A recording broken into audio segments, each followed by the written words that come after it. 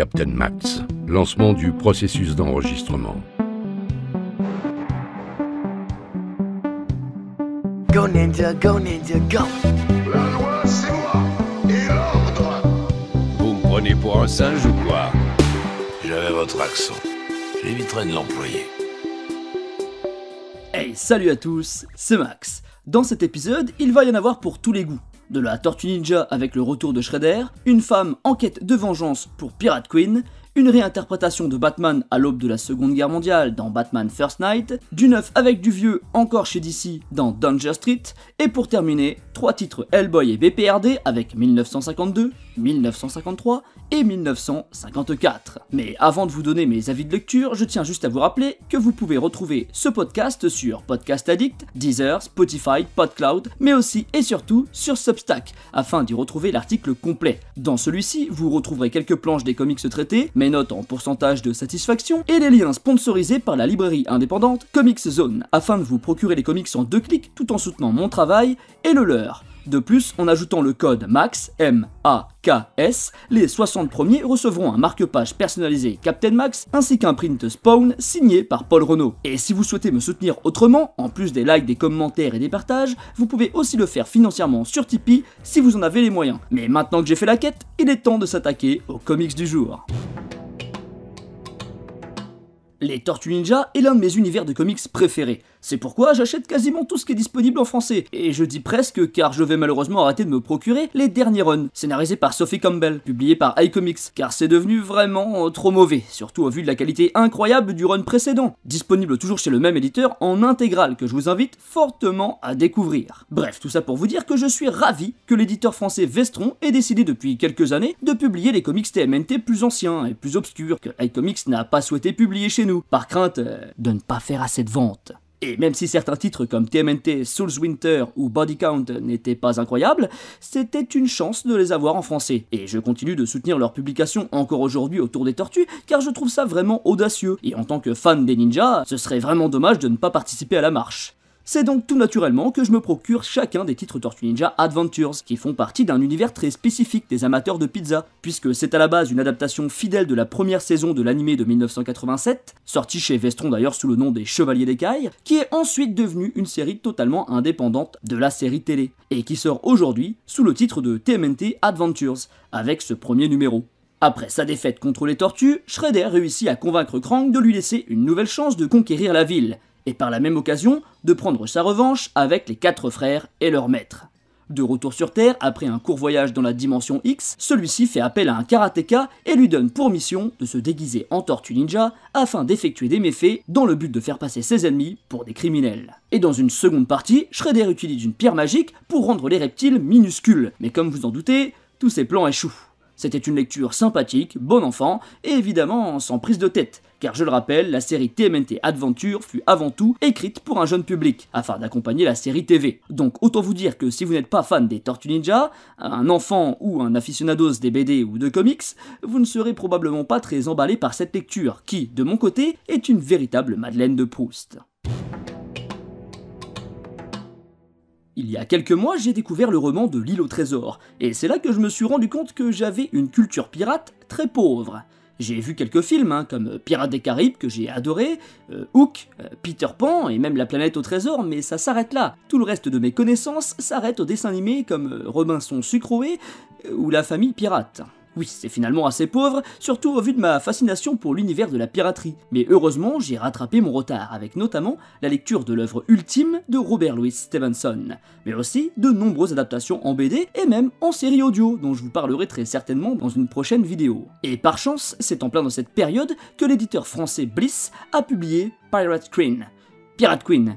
Je sais pas, dites-le comme vous voulez. Une histoire écrite par Peter Milligan, que vous connaissez peut-être pour avoir écrit Venom vs Carnage. En tout cas, perso, je ne connais rien d'autre de lui. Au dessin, c'est Adam Paulina, qui a pas mal illustré chez Valiant, que j'ai donc croisé sur des titres comme Rai, Ninjak ou bien encore X-O Manowar. Mais ça ne m'avait pas plus marqué que ça, malgré son style de dessin très propre et détaillé. Mais ici, c'est surtout Tamra Bonvillain que l'on remarque, puisque c'est elle qui est en charge de la colorisation et qui nous offre des planches très lumineuses, colorées et au ton assez inhabituel, avec l'utilisation assez présente de jaune et de rose. Sans ce travail, je doute que le dessin soit aussi impactant. Et en parlant d'impact, le récit l'est tout autant.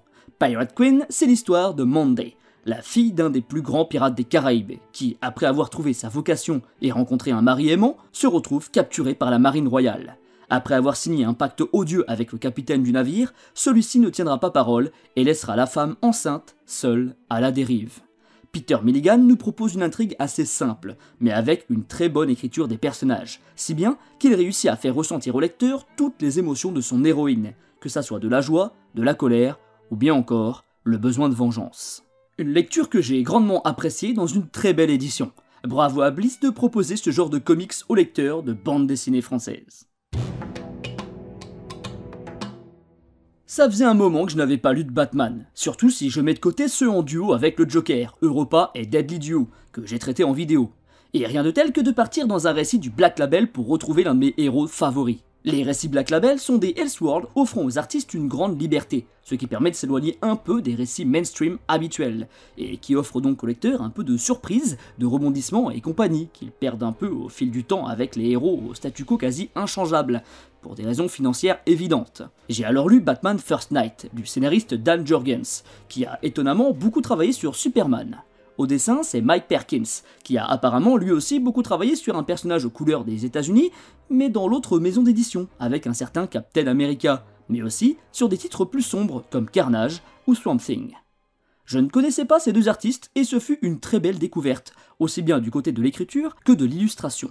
Pour faire simple, Batman First Knight, c'est une réinvention de Gotham et de son héros à la fin des années 30, à l'aube de la Seconde Guerre mondiale. Dans un monde où le fascisme prend de plus en plus de place, et là où la guerre n'est plus qu'à un pas, le héros du nom de Batman, en deux mots, tente par tous les moyens de rendre les rues de sa ville plus sûres pour chacun des habitants.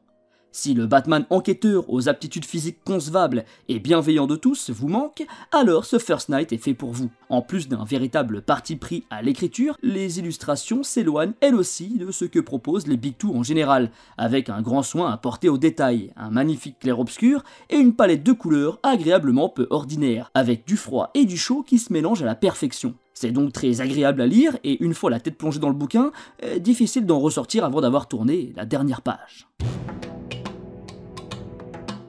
Parfois, il y a des comics pour lesquels on sait d'avance que ça ne va pas nous plaire. Et pourtant, on fonce quand même tout droit dans le mur. Danger Street en est pour moi le parfait exemple. En général, j'ai du mal avec les équipes de super-héros. Déjà parce que, ironiquement, je ne suis pas le plus grand fan des récits super-héroïques mainstream, mais aussi parce que je n'arrive pas à m'attacher à trop de personnages en même temps dans une seule et même histoire. Il est pour moi difficile d'accepter que mon héros préféré partage ses pages de BD avec des protagonistes ou antagonistes pour lesquels je ne ressens rien. Et là, avec son Danger Street, Tom King nous conte les aventures de 25 personnages. Rien que ça, oui. Et bien qu'ils soient regroupés en 5 ou 6 groupes distincts, ça fait tout de même beaucoup. L'histoire est assez dispersée, même si la trame tourne principalement autour des héros Starman et Warlord, qui tentent d'invoquer Darkseid dans le but de le vaincre pour prouver leur force et ainsi rejoindre la Justice League.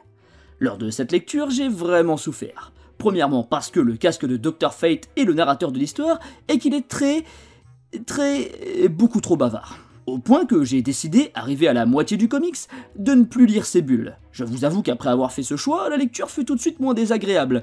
Mais ça, c'était sans compter le chapitre 9. Abominable chapitre 9. Celui-ci est très particulier, puisque ces 28 pages ne retracent qu'une seule et même scène. Une scène de duel entre deux personnages peu intéressants, avec des dialogues dignes d'un vieux film de KPDP et avec la longueur d'un western. Nos deux héros se battent bien plus en joute verbale que physique, ce qui donne des dialogues interminables, pour ne pas raconter grand chose d'intéressant. En 4 pages, tout était dit, dommage. Mais ces deux personnages ne sont pas les seuls d'inintéressants, et c'est normal, car la quasi-intégralité du casting n'est fondée que de vieux personnages nés dans les années 70, dans une série du nom de First Issue Special. Cette série d'anthologie avait pour but de présenter un nouveau personnage, ou de ressortir du placard un héros oublié, différent à chaque numéro. Mais après 13 épisodes, la série fut annulée au vu des ventes trop faibles. Et même si certains personnages reviendront par la suite, tels que Dr. Fate, Metamorpho, etc., la plupart disparaîtront jusqu'à cette nouvelle série du nom de Danger Street, qui a comme concept de faire une seule et même histoire avec tous ces personnages qui sont, à première vue, incompatibles. Un énorme travail de recherche, d'écriture et de style pour Tom King qui n'a malheureusement pas suffi pour moi, car ça ressemble plus à un défi que s'est donné l'auteur, plutôt qu'une véritable envie de raconter quelque chose qui le tenait à cœur. Je ne doute cependant pas que certains vont réussir à passer par-dessus le surplus de blabla et le manque de charisme des personnages, pour prendre plaisir à découvrir la mixture improbable de Tom King. Lors du précédent podcast, j'étais dans une période très Hellboy, et c'est toujours un peu le cas. C'est pourquoi, après avoir lu les BPRD Origins, j'ai directement sauté sur la suite avec Hellboy et BPRD, avec les 3 premiers numéros du nom de 1952, 1953 et 1954.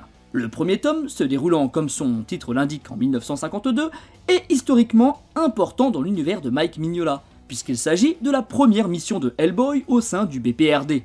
On y découvre alors un jeune démon assez inexpérimenté, aussi bien lorsqu'il s'agit de paranormal que de combat. Ce sera aussi pour lui sa première rencontre avec le méchant emblématique du nom de Van Klemt, le nazi avec la tête dans le bocal. Et ce n'est pas une métaphore.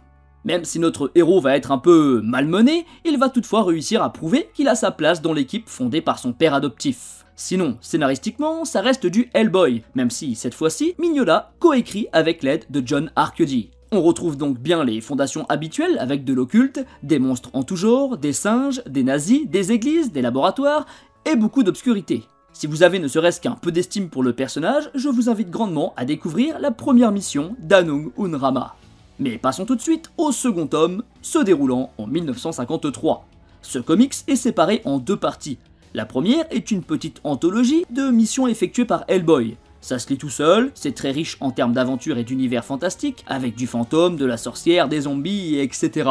La seconde partie, quant à elle, est une seule et même histoire, qui fait quasiment suite au récit de BPRD Origins, avec le retour de certains membres du BPRD, mais aussi de démons qu'ils avaient jadis vaincus. Et chose assez rare pour en parler, mais l'histoire se déroule quasiment intégralement de jour, et de surplus en plein milieu d'une ville. Mais passons maintenant au 3e tome, 1954, qui est celui que j'ai trouvé être le plus faible des 3. Premièrement, car il est celui que j'ai lu en dernier, et c'est pourtant celui dont j'ai le plus de mal à me souvenir, au moment où j'écris ce podcast, mais aussi parce qu'il est celui qui s'éloigne le plus de ce dont je suis habitué à lire avec du Hellboy.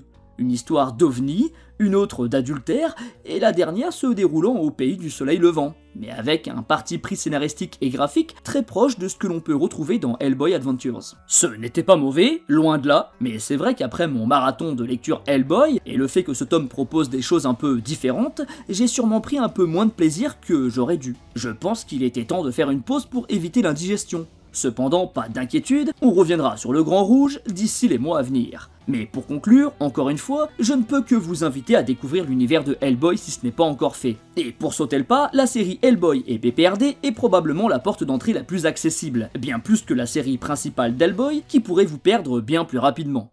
Eh bien voilà, j'espère que ce podcast vous aura plu, si c'est le cas, vous savez comment me le faire savoir. Aussi, j'espère vous avoir donné envie de lire certains titres, si c'est le cas, n'hésitez pas à vous les procurer via les liens disponibles dans l'article Substack, et à me dire quels titres vous ont intéressé, et aussi à me donner vos retours de lecture, je ne demande que ça, j'adore partager ça avec vous, et c'est vrai que j'ai très peu de retours sur mes podcasts. Sur ce, je vous dis merci encore, et à très bientôt. Terrien.